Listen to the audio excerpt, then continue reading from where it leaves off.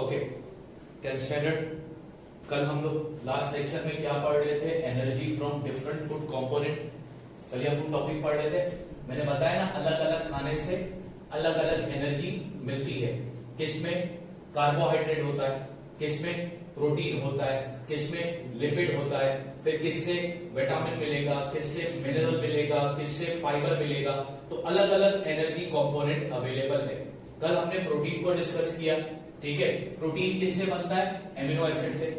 Protein को जब तोड़ते हो, ठीक है, तो वो किस में कन्वर्ट हो जाता है? एमिनो एसिड में। फिर वो एमिनो एसिड बॉडी के हर ऑर्गन तक पहुंचता है, फिर हर ऑर्गन उस एमिनो एसिड से अपने रिक्वायरमेंट के मुताबिक प्रोटीन बनाते हैं।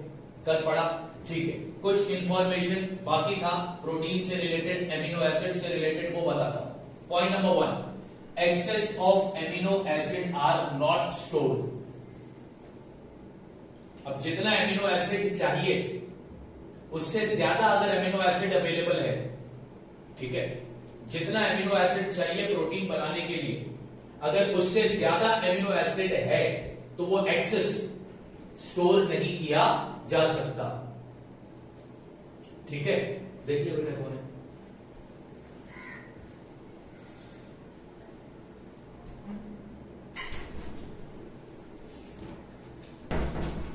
पॉइंट नंबर 1 क्या पढ़ा? Excess of amino acid are not stored. यानी मान लो 50% एमिनो एसिड चाहिए प्रोटीन बनाने के लिए और मेरे पास 70% है। मेरे पास एमिनो एसिड कितना है? 70% एमिनो एसिड है। रिक्वायरमेंट कितने परसेंट की है? सिर्फ 50% की। तो कितना ज्यादा हो गया? 20% ज्यादा हो गया। वो 20% एक्सेस है, वो 20% एक्सेस है, एक्स्ट्रा है, तो वो 20% एक्स्ट्रा स्टोर नहीं किया जाता। पॉइंट नंबर 2 क्या बोलता है? तो वो एक्स्ट्रा का होता क्या है? अब माइंड में सवाल आएगा फिर से, वो एक्स्ट्रा का होता क्या है? वो जो एक्स्ट्रा एमिनो एसिड है ब्रोकन डाउन, उसको तोड़ा जाता है और उसको किसमें कन्वर्ट किया जाता है? एमोनिया। किसमें कन्वर्ट किया जाता है? एमोनिया में। आसान होने दो, उसके बाद कंटिन्यू करता हूं।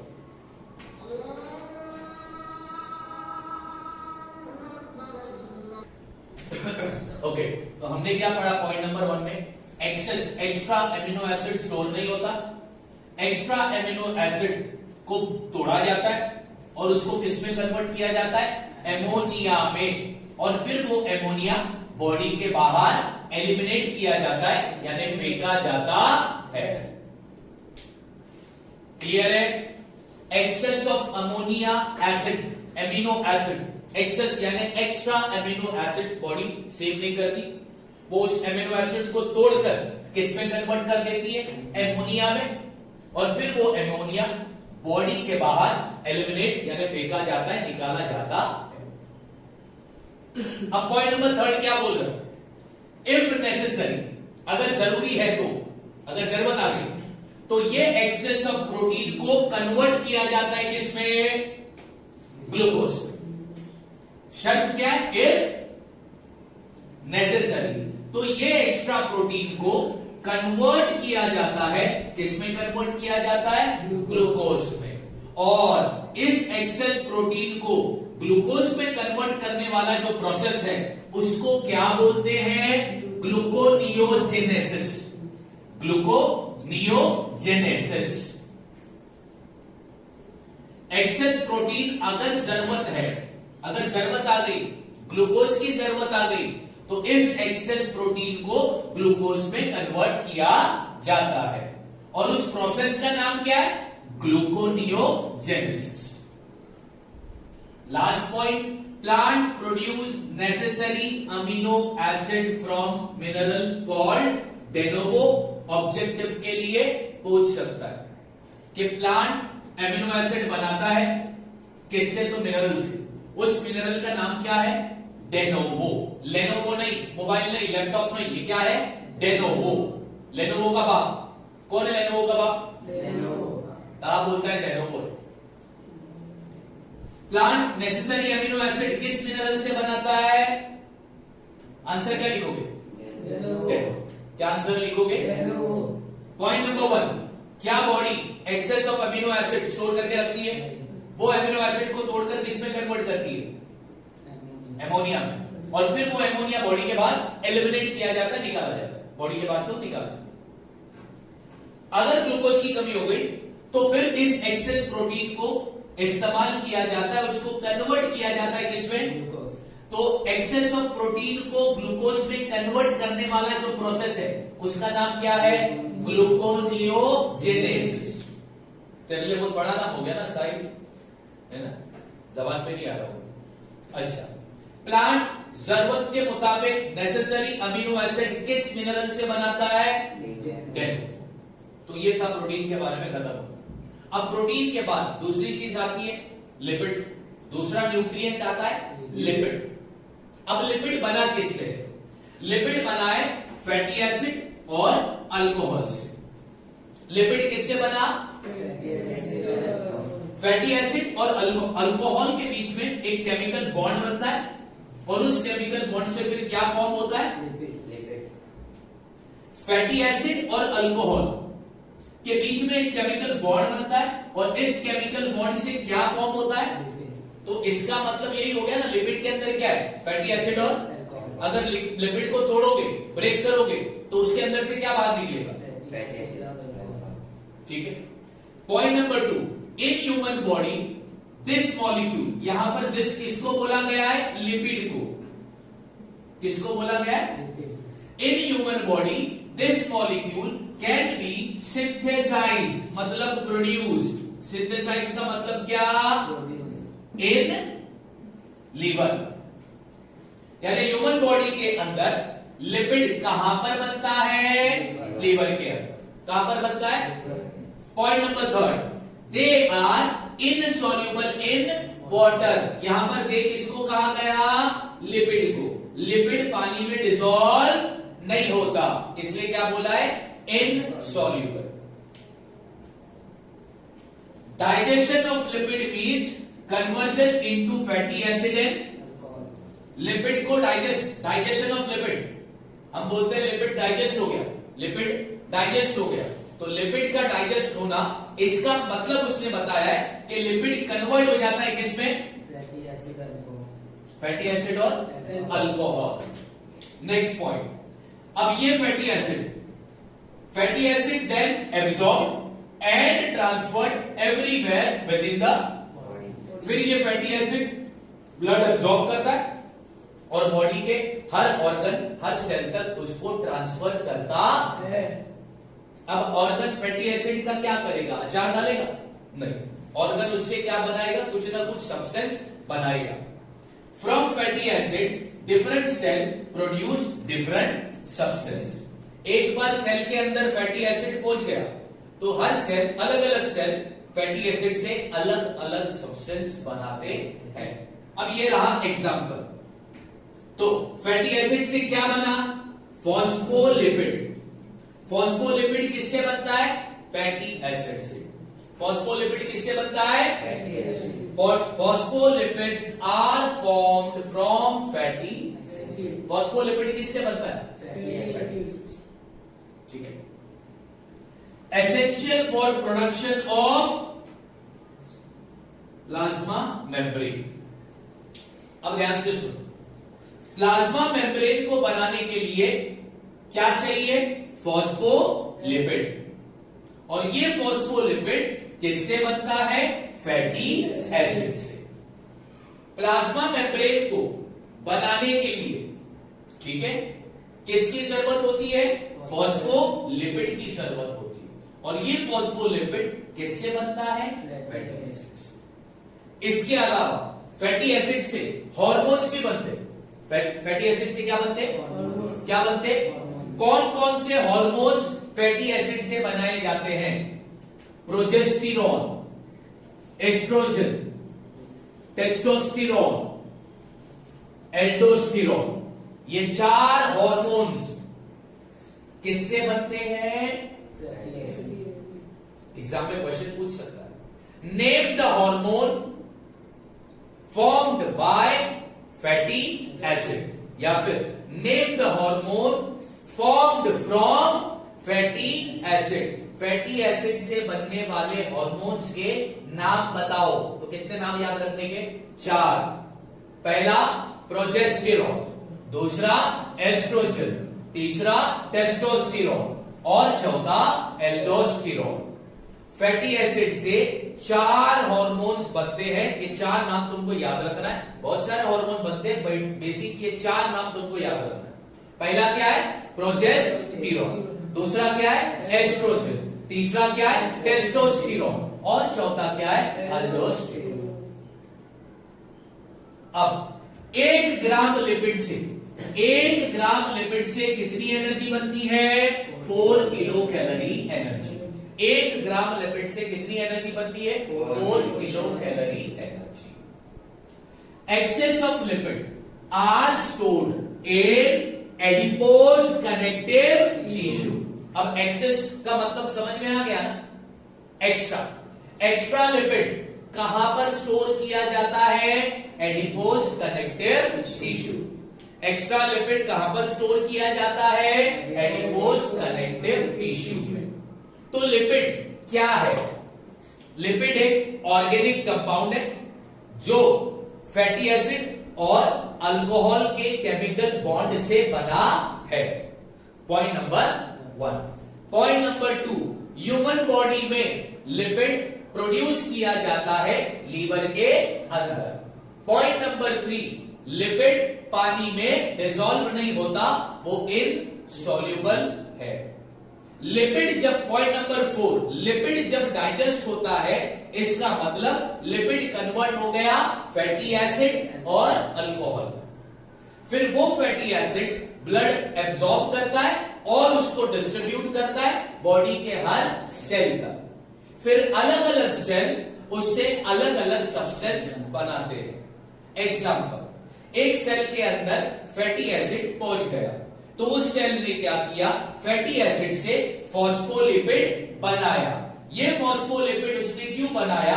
प्लाज्मा मेम्ब्रेन बनाने के लिए। इसके अलावा फैटी एसिड से हार्मोन्स भी बनते हैं, जैसे कि progesterone, oestrogen, testosterone, aldosterone.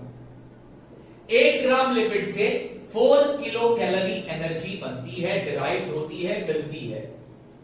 Extra lipid store किया जाता है एडिपोज कनेक्टिव टिश्यू। तो ये था दूसरा न्यूट्रिएंट लिपिड। पहला न्यूट्रिएंट था प्रोटीन, दूसरा न्यूट्रिएंट था लिपिड। अब तीसरा न्यूट्रिएंट पढ़ेंगे इंपॉर्टेंट, वो है विटामिन। कोई विटामिन बोलता है, कोई विटामिन बोलता है। अब जहां के हो तुम वहां के बोलोगे। अब कोई कनाडा का है, जिम्बाब्वे के हमारे कहा भाई है, तो विटामिन बोलेंगे, ठीक है। और साहिल भाई हमारे देहात के हैं, गांव खेड़े के, वो बोलेगा विटामिन। तो जिसको जो बोलना है वो बोलो, मतलब इंपॉर्टेंट है, ठीक है। Vitamin are organic compound. ये कौन सा कंपाउंड है? अब तो बोलोगे सर ऑर्गेनिक कंपाउंड क्यों बोलते हैं विटामिन को? ऑर्गेनिक कंपाउंड इसलिए बोलते हैं क्योंकि इसमें कार्बन होता है। जिस कंपाउंड में कार्बन होता है ना, वो ऑर्गेनिक कंपाउंड होता है। जिस कंपाउंड में कार्बन मेन एलिमेंट होता है ना, ठीक है, उसको क्या बोलते हैं? Organic compound. तो विटामिन कौन सा कंपाउंड है? ऑर्गेनिक कंपाउंड है। कहां पर पाया जाता है? नेचुरल फूड में। नेचुरल यानी जो फूड नेचुरली उगते हैं, ठीक है। सारे फूड में विटामिन नहीं होता, हमको मालूम है ना। डॉक्टर बोलता है ना विटामिन चाहिए तो ये पर्टिकुलर फ्रूट खाओ, तो इससे तुम्हारे बॉडी में क्या आएगा? विटामिन की कमी पूरी हो जाएगी, ठीक है। तो विटामिन एक ऑर्गेनिक कंपाउंड है जो नेचुरल फूड से मिलता है, और जो क्यों जरूरी है? For normal growth and maintenance. Body को ग्रोथ और मेंटेनेंस के लिए क्या जरूरी है? विटामिन। बॉडी को ग्रोथ और मेंटेनेंस के लिए क्या जरूरी है? विटामिन, ठीक है। There are 2 types of vitamin. Vitamin के 2 टाइप है, ये बात याद रखना, ये इंपॉर्टेंट है। विटामिन के 2 टाइप है, वाटर सॉल्युबल, फैट सॉल्युबल। कुछ विटामिन वाटर में डिसॉल्व होते हैं, कुछ विटामिन फैट में डिसॉल्व होते हैं। तो जो वाटर में डिसॉल्व होते हैं वो वाटर सॉल्युबल, जो फैट में डिसॉल्व होते हैं वो फैट सॉल्युबल। कौन कौन से विटामिन वाटर में डिसॉल्व होते हैं? Vitamin B and vitamin C. Vitamin B और विटामिन सी ये वाटर सॉल्युबल विटामिन है। Vitamin A, vitamin D, vitamin E, vitamin K ये फैट में डिसॉल्व होते हैं, इसलिए ये फैट सॉल्युबल विटामिन है। तो तुम्हें 6 नाम याद रखने विटामिन के। विटामिन ए, डी, ई, के, बी, सी, जिसमें ए, डी, ई, के फैट सॉल्युबल विटामिन, बी और सी वाटर सॉल्युबल विटामिन। ठीक है। अच्छा, जब हम लोगों ने एरोबिक रेस्पिरेशन पढ़ा उसमें हमने NaDH2 FADH2 का नाम पढ़ा था। ठीक है, NaDH2 और FADH2 का नाम आया था। NaDH2 और FADH2 इसको बनाने के लिए भी विटामिन की जरूरत होती है। किसकी जरूरत होती है? विटामिन। NaDH2 बनाने के लिए विटामिन चाहिए, FADH2 भी बनाने के लिए विटामिन चाहिए। अब कौन सा विटामिन चाहिए? FADH2 बनाने के लिए विटामिन चाहिए राइबोफ्लेविन यानी विटामिन B2। NaDH2 बनाने के लिए विटामिन चाहिए निकोटिनामाइड यानी विटामिन B5। विटामिन B2 किसको बोलते हैं? राइबोफ्लेविन। विटामिन B5 किसको बोलते हैं? निकोटिनामाइड। विटामिन B2 से क्या बनेगा? FADH2। विटामिन B5 से क्या बनेगा? NaDH2। क्लियर है? तो यहां पर खत्म हो गया तुम्हारा तीसरा न्यूट्रिएंट विटामिन। इसके अलावा फाइबर भी चाहिए, मिनरल भी चाहिए, वाटर भी बॉडी को चाहिए। ठीक है, ओके। मेन 3 न्यूट्रिएंट हमको याद रखना है, प्रोटीन, लिपिड और विटामिन। बात समझ में आ गई? चलो अब आते हैं नेक्स्ट टॉपिक पे। अब इस लेसन के दूसरे पड़ाव पर आ गए। पहले पड़ाव पे तुमने रेस्पिरेशन पढ़ा। क्या पढ़ा? रेस्पिरेशन। अब दूसरा इस चैप्टर का जो पार्ट है वो है सेल डिवीजन। क्या पढ़ने जाओगे आप? Cell division. सेल डिवीजन को समझाने से पहले तुम्हें क्रोमोसोम का मतलब पता होना चाहिए, क्रोमोसोम का स्ट्रक्चर पता होना चाहिए, तब जाकर तुम्हें सेल डिवीजन समझ में आएगा। क्रोमोसोम और सेल डिवीजन का गहरा ताल्लुक है। जिसको क्रोमोसोम समझ में आ गया, क्रोमोसोम का स्ट्रक्चर समझ में आ गया, उसे सेल डिवीजन समझने में कोई दिक्कत नहीं होगी। तो क्रोमोसोम हमने 9th स्टैंडर्ड में पढ़ा था।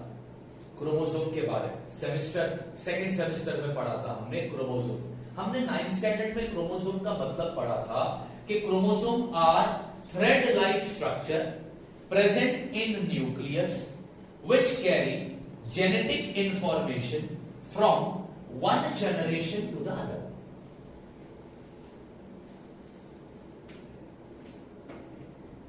क्या है क्रोमोसोम? कहां पर मिलता है क्रोमोसोम? तो सबसे पहले वो दुकान का नाम जान लो जहां पर क्रोमोसोम मिलता है। क्रोमोसोम मिलता है न्यूक्लियस में। कहां पर मिलता है? न्यूक्लियस। न्यूक्लियस कहां पर होता है? सेल के अंदर। न्यूक्लियस कहां पे होता है? सेल के अंदर। सेल होता है, सेल के अंदर न्यूक्लियस होता है, न्यूक्लियस के अंदर होता है कौन? क्रोमोसोम। तो क्रोमोसोम का स्ट्रक्चर कैसा होता है? थ्रेड लाइक यानी धागे जैसा उसका स्ट्रक्चर होता है। ये क्या करता है? क्रोमोसोम क्यों जरूरी है? अगर क्रोमोसोम नहीं होगा तो जेनेटिक इंफॉर्मेशन एक जनरेशन से दूसरे जनरेशन पे ट्रांसफर नहीं होगी। तो बोलोगे सर ये जेनेटिक इंफॉर्मेशन क्या है? बरोबर, ठीक। बच्चों तुम्हारे अंदर कुछ खासियत मां की है और कुछ खासियत बाप की है। मां की खासियत और बाप की खासियत तुम्हारे अंदर ट्रांसफर हुई है। वो ट्रांसफर किसने किया? अगर ये क्रोमोसोम नहीं होता तो जेनेटिक इंफॉर्मेशन ट्रांसफर नहीं होता। समझ में आ रही बात? ठीक है, ओके। तो क्रोमोसोम क्या है? क्रोमोसोम न्यूक्लियस के अंदर होता है, उसका स्ट्रक्चर थ्रेड लाइक होता है और उसका काम क्या है? उसका काम है जेनेटिक इंफॉर्मेशन को ट्रांसफर करना एक जनरेशन से दूसरे जनरेशन। अच्छा, क्रोमोसोम बनता किससे है? क्रोमोसोम दो चीज से बनता है, एक प्रोटीन और दूसरा डीएनए। क्रोमोसोम कितने चीज से बनता है? प्रोटीन और डीएनए। प्रोटीन और प्रोटीन और डीएनए। अब क्रोमोसोम बनता कैसे है, इसके लिए मैं स्ट्रक्चर बनाकर तुम्हें बताऊंगा कि क्रोमोसोम बनता कैसे है।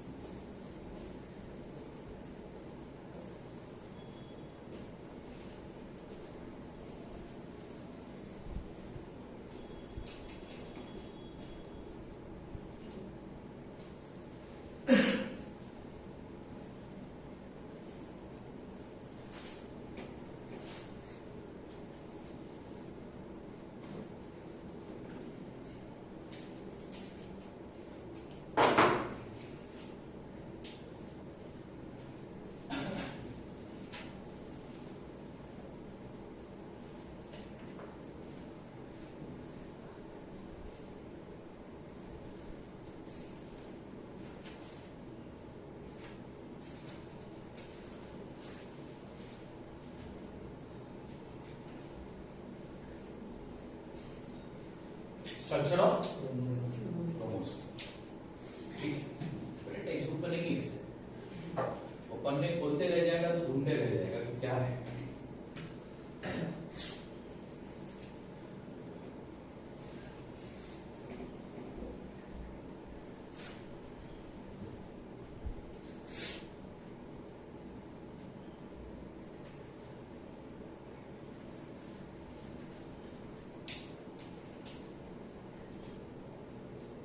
सारी बेटा ये क्या है, अंडा, गोल गोल अंडा, है ना, ठीक है।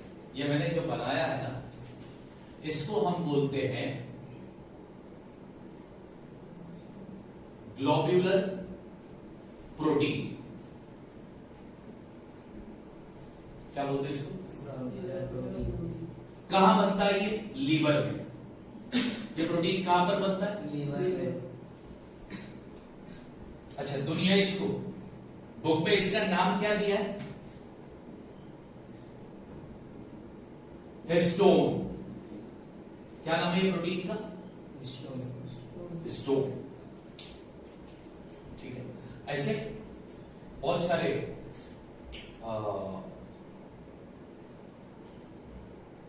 हिस्टोन्स हमारे बॉडी में मौजूद है, ठीक है।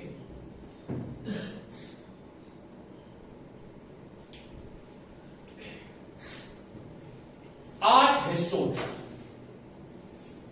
1 2 3 4 कितने हिस्टोन लिया मैंने? 8 हिस्टोन, ठीक है। अब ये 8 हिस्टोन पर, ये 8 हिस्टोन एक जगह इकट्ठे हो गए, ठीक है। और इकट्ठे होने के बाद डीएनए कैसे होता है? मानो धागे जैसा। डीएनए कैसे होता है? डीएनए कैसे होता है? डीएनए धागे जैसा होता है। तो डीएनए का है ना, डीएनए इस पर आकर अपना कॉइल बनाता है। क्या बनाता है? कॉइल। क्या बनाता है? कॉइल। क्या बनाता है? कॉइल, ठीक है, ओके। तो हिस्टोन और डीएनए, ब्लू कलर का हिस्टोन है, रेड कलर का डीएनए। कितने हिस्टोन लगे? 8, ठीक है, ओके। तो ये कॉइल को हम बोलते हैं न्यूक्लियोसोम। क्या बोलते हैं? क्या बोलते हैं? अब ये कितना न्यूक्लियोसोम है? 8 नहीं, एक है, एक। ये कितना न्यूक्लियोसोम है? 1। ऐसे बहुत सारे न्यूक्लियोसोम का चेन बनता है। क्या बनता है? चेन। बहुत सारे न्यूक्लियोसोम का क्या बनता है? चेन। बहुत सारे न्यूक्लियोसोम का चेन बनता है। उस चेन को हम बोलते हैं क्रोमेटिन फाइबर। क्या बोलते हैं उसको? Chromatin fibre. Chromatin fibre. मैं इसका एक चार्ट यहां पर बना देता हूं। तो सबसे पहला हिस्टोन और कौन मिला? डीएनए, ठीक है। हाँ, इनके कॉम्बिनेशन से क्या बना?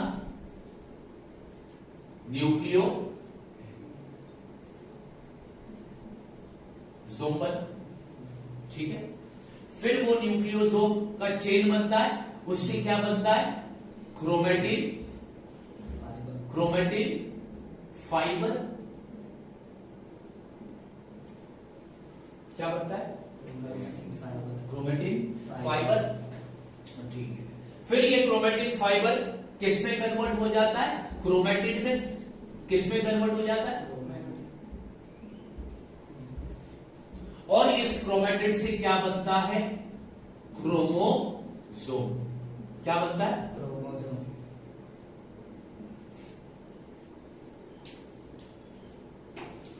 इसलिए तो मैंने यहां पर लिखा है ना, made up of protein and, DNA. तो एक्चुअल में देखा जाए तो बन किससे रहा है, प्रोटीन और डीएनए से ही बन रहा है ना, हाँ या ना, और कोई चीज है क्या इसके लिए, नहीं। तो पहला हिस्टोन और डीएनए मिले, उससे न्यूक्लियोसोम बना, बहुत सारे न्यूक्लियोसोम की चेन बन गई, उसको क्या बोलते हैं, क्रोमेटिन फाइबर। फिर ये क्रोमेटिन फाइबर किसमें कन्वर्ट हो जाता है, क्रोमेटिड में। फिर ये क्रोमेटिड किसमें कन्वर्ट हो जाता है, क्रोमोसोम, इसमें कन्वर्ट हो जाता है। और लास्ट में इस क्रोमोसोम का स्ट्रक्चर अगर तुम देखो, टेक्स्ट बुक में दिया है, देखो डायग्राम इतना, I am not a good painter,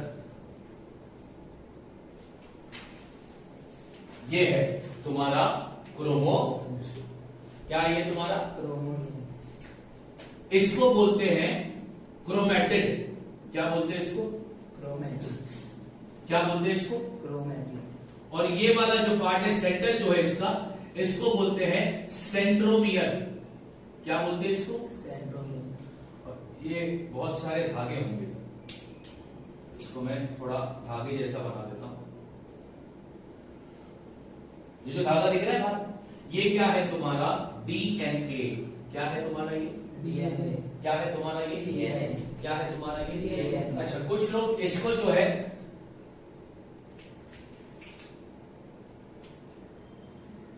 sister chromatid भी बोलते हैं, क्या बोलते हैं इसको, सिस्टर क्रोमेटिन। क्या बोलते हैं इसको, sister chromatin.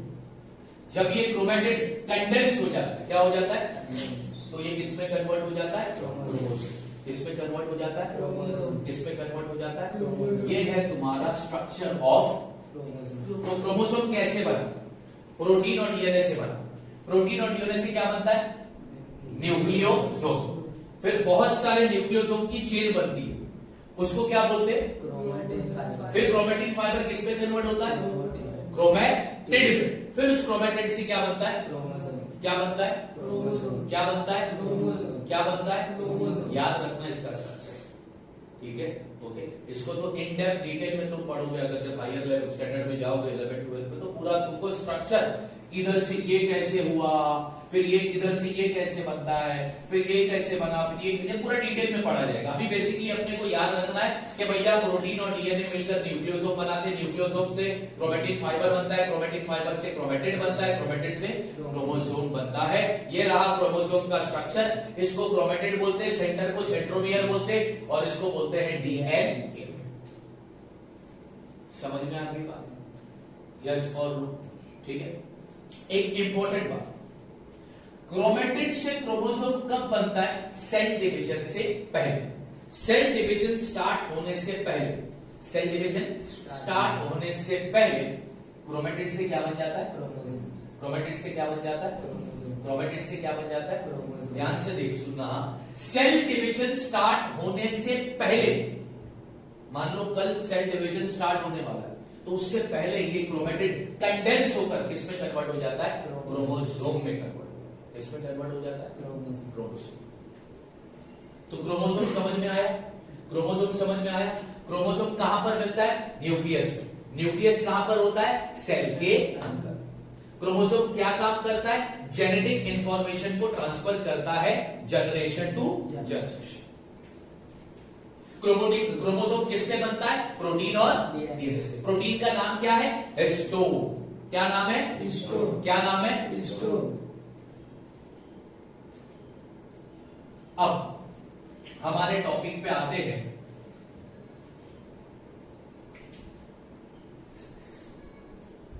Cell division,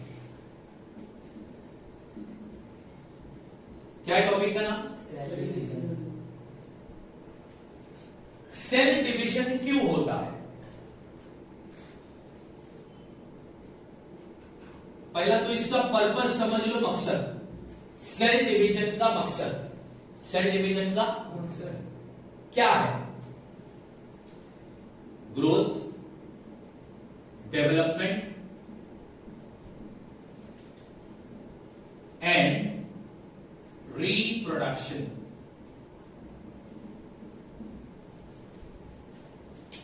growth के लिए, डेवलपमेंट के लिए और रिप्रोडक्शन के लिए क्या होना जरूरी है? क्या होना जरूरी है?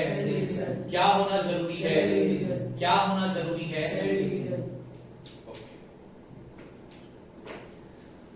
अब समझते हैं कि सेल, मैं अभी ह्यूमन को ले रहा हूं, किसको ले रहा हूं? ह्यूमन।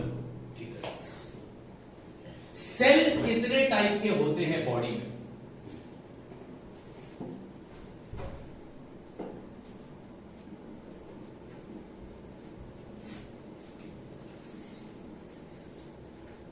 बॉडी में, हमारे बॉडी में दो तरह के सेल होते हैं। एक होता है सोमैटिक सेल और दूसरा होता है जर्म सेल, जिसको हम सेक्स सेल भी कहते हैं। हमारे बॉडी में सोमैटिक सेल और जर्म सेल होते हैं।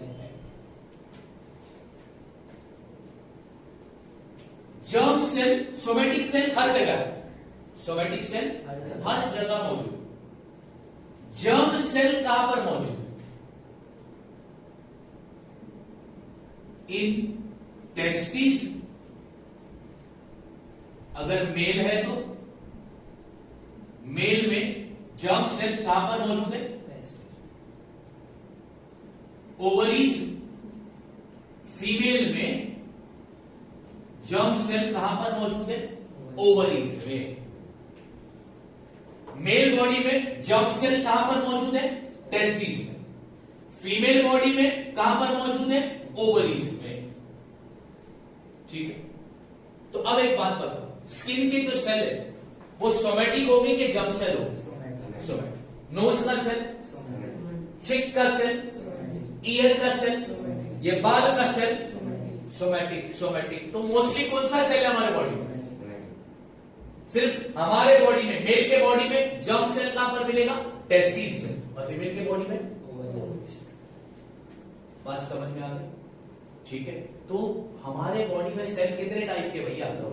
एक और दूसरा, एक और दूसरा, एक और दूसरा। ठीक। सोमैटिक सेल का जो डिवीजन होता है, सोमैटिक सेल का जो डिवीजन होता है वो ग्रोथ और डेवलपमेंट के लिए होता है। किसके लिए होता है? बॉडी के ग्रोथ और डेवलपमेंट के लिए। जर्म सेल का जो डिवीजन होता है वो किस लिए होता है? रिप्रोडक्शन के लिए। किसके लिए होता है पापा? रिप्रोडक्शन। किसके लिए होता है? रिप्रोडक्शन। जर्म सेल का जो डिवीजन होगा वो रिप्रोडक्शन। और सोमैटिक सेल का जो डिवीजन होगा वो ग्रोथ है।